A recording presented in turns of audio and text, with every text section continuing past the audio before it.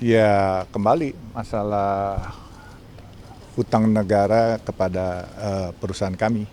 Kami minta nasihat saja dan mengkonformasi bahwa pada saat sebelum Pak Mahfud mundur ada surat yang dibikin oleh Pak Mahfud.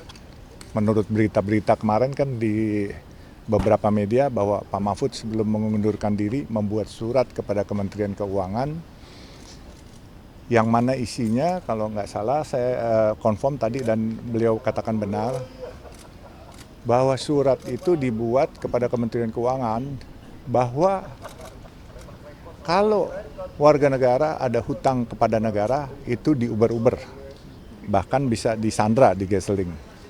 Terus kalau negara mempunyai kewajiban kepada warga negara itu harus segera diselesaikan. Kalau tidak, ada denda yang berakibat kerugian negara, tentunya akan tidak baik buat negara. Dan ini denda ini berjalan kan 2% setiap bulan. Jadi sehingga hutangnya yang harusnya lebih kecil akan menjadi lebih besar. Dan saya mengkonfirmasi itu, Pak, Bapak betul nggak bikin surat yang isinya seperti itu? Menurut media-media saya dengar begitu bocorannya. Oh betul katanya.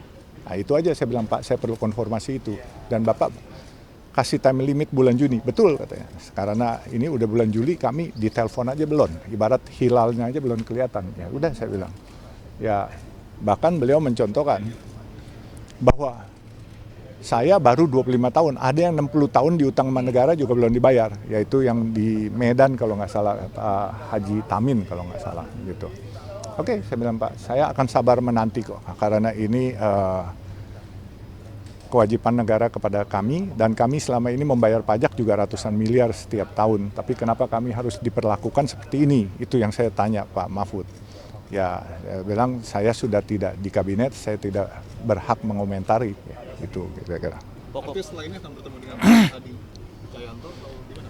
Ya, mungkin kita akan cari waktu, tetapi saya lagi berpikir karena ada ketemu teman-teman lawyer tadi, siapa ya? Pak Hamid Basyabi, sarjana hukum, saya kepengen melakukan coba class action. Karena kalau warga negara hutang kepada negara tidak bayar, bisa disita jaminan, bisa dibekukan. Saya mau coba class action karena ada aturan yang tidak boleh barang-barang negara disita. Nah, saya coba minta dari Pak Hamid. Pak Hamid.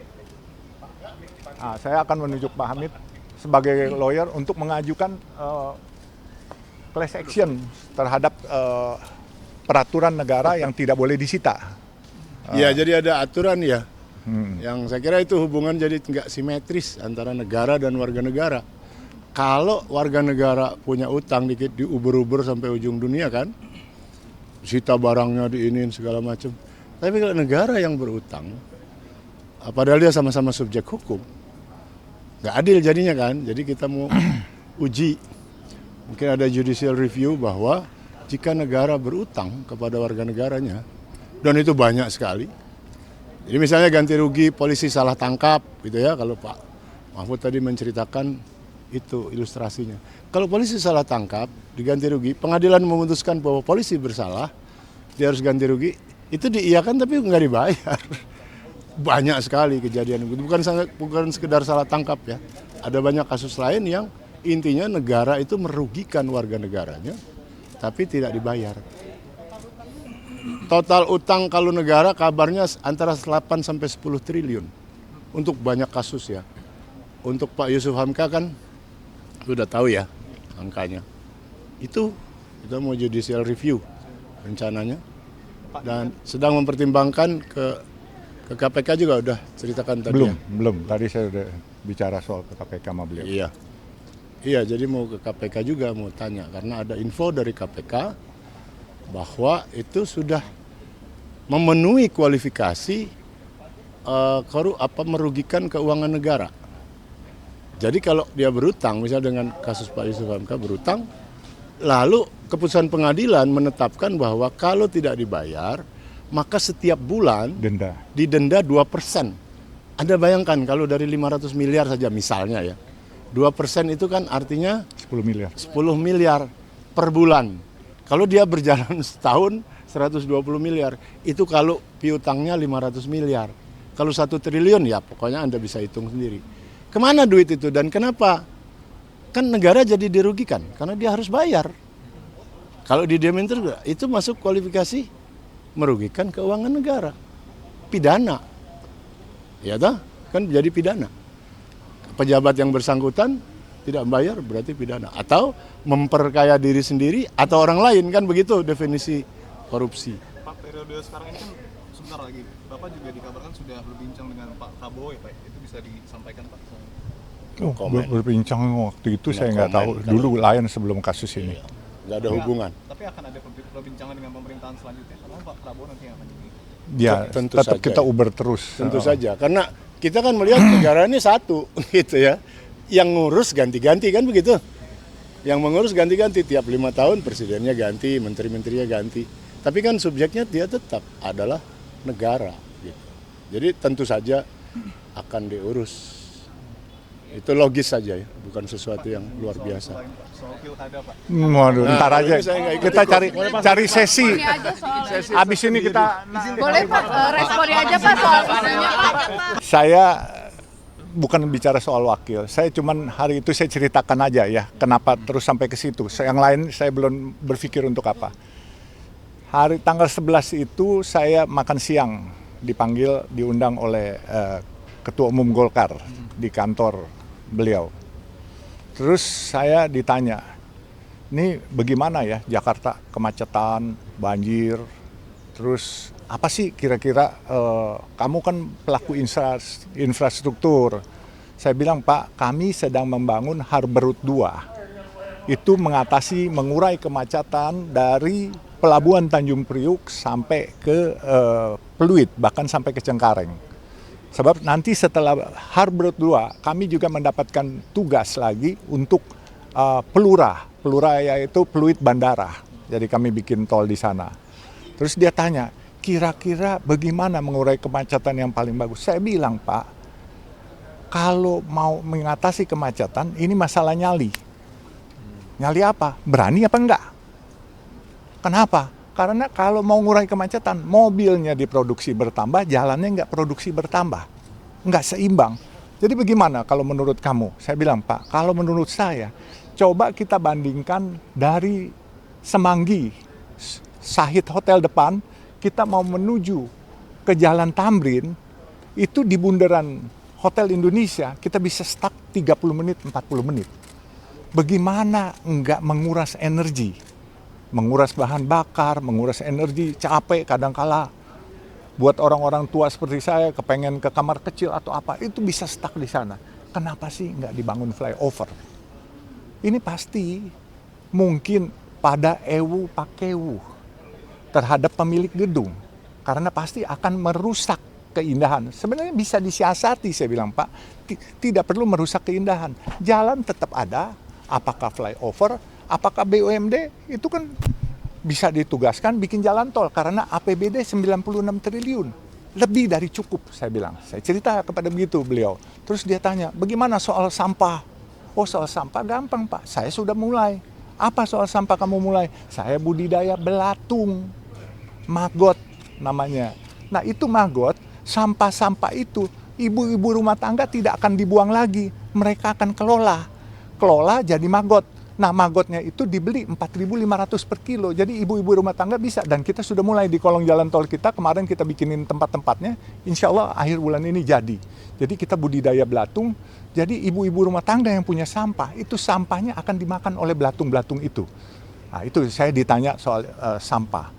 Lalu terus soal kemacetan. Terus dia bilang, bagaimana kira-kira warga Jakarta? Warga Jakarta ini, Pak, semuanya harus pakai kendaraan pribadi saat ini.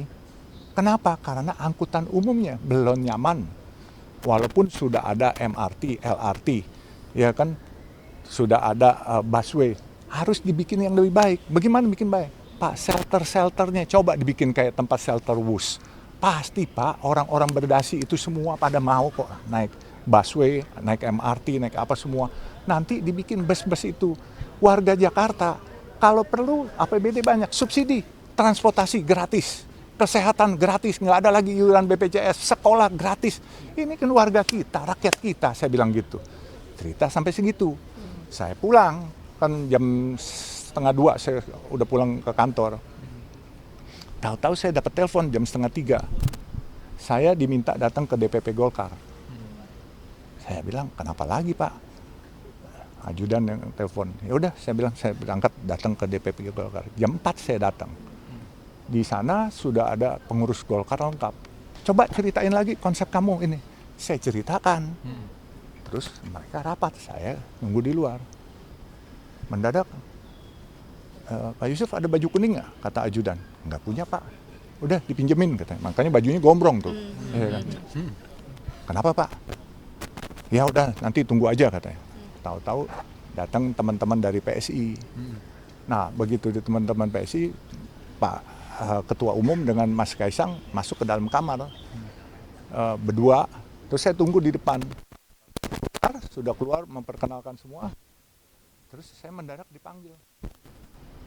Terus kamu ditunjuk kalau Pak Kaisang mau katanya.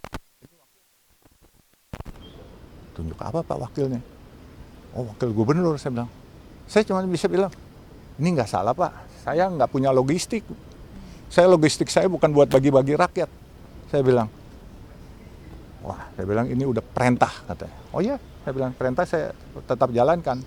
Nah kalau rakyat membutuhkan logistik sama saya nggak pernah menjanjikan logistik buat rakyat. Saya menjanjikan kesejahteraan kalian pasti akan lebih baik. Ya, sekolah gratis, ya kan. Insya Allah. Makan pun saya sudah melakukan. Warung nasi kuning Baba Alun ini udah dari tahun 2018, dari Februari. Saya ditanya, konsepnya apa? Seluruh kelurahan saya bikin warung nasi kuning Baba Alun. Dan itu warung nasi kuning bukan saya kasih gratis. Saya kasih dengan harga 3.000. Daripada saudara-saudara kita makan 10.000 setiap hari, saya juga beli dari warung UMKM nasi kuningnya. Kami nggak pakai catering. UMKM kami berdayakan, kaum termarginal juga bisa kami bantu. Jadi win-win semuanya. Jadi kalau boleh bilang kaum termarginalkan, kaum duafa, fakir miskin, dia bisa makan dengan harga murah. Dan dia juga bisa ikut sedekah. Dengan dia punya 10.000, biasa dia makan 10.000 di warung setempat. Dia cukup keluar 3.000, kami yang subsidi 7.000. Bahkan di Cianjur kita beli cuma 7.000, kami subsidi cuma 4.000 dengan kami jual 4.000. Kami jual 3.000. Jadi saya bilang, sederhana kok Pak. Rakyat Jakarta ini perlu transportasi gratis, sekolah gratis, kesehatan gratis. Karena buat mereka sekolah ini mahal sekarang. Jadi semuanya disubsidi aja. APBD ada 96 triliun. Gitu aja kok repot, dananya banyak. Nah, tadi itu udah diperintahkan, berarti Bapak siap untuk maju berarti? Siap nggak siapnya tergantung perintah. Ini kan baru wacana kalau Pak Kaisang di Jakarta. Ya kan kalau saya kan loyal kepada perintah atasan saya. Karena saya kan dari tahun 69. Waktu itu saya masih SMP. Waktu itu saya ikut kegiatan Pramuka. Pramuka itu dulu di Kuartir Nasional, Kuarnas Pramuka. Dan waktu itu under Golkar dulu semuanya. Jadi kami sudah lama memang dengan Golkar. Jadi udah nggak asing lah kami di Golkar. Bahkan boleh bilang saya di teman-teman Golkar saat ini masuk yang salah satu dari 10 yang paling senior lah, gitu, yang paling tua lah. Orang Jawa Barat bilang enggak sekolah katanya. Pak, kan ini Bapak di Kalau saya diperintah dari Jawa Barat jadi wakilnya Pak Ridwan. Saya juga oke. Jadi kalau disuruh bisa milih nih membangun, saya pengen bangun kampung saya, Kalimantan Timur. Ya kan? Saya bangun kampung saya yang saya jadi warga kehormatan mana? Sumedang. Kan saya udah bangun nih Sumedang 62 kilo Jalan Cisumdawu, tol Cisumdawu. Dan saya berbahagia sekali karena saya bisa membuat kota-kota kecil di Sumedang itu menjadi desa-desa kecil menjadi kota-kota kecil baru. Sekarang coba Cimalaka, Pasé, semua itu semua hidup dan mereka jadi daerah wisata. Itu aja hidup saya. Saya sebenarnya udah mau pensiun tapi kemarin saya pas waktu ditugaskan begitu saya telepon ke Wakil Ketua Umum PBNU Habib Hilal, kebenaran saya masih pengurus MU. Saya bilang, ada begini. Saya udah mau pensiun. Saya dimarahin malah egois kamu. Terus Apa itu kita bilang? Pensiun sendiri, pensiun sama umat katanya. Sejahterakan umat, jangan sejahterakan diri sendiri. Siap.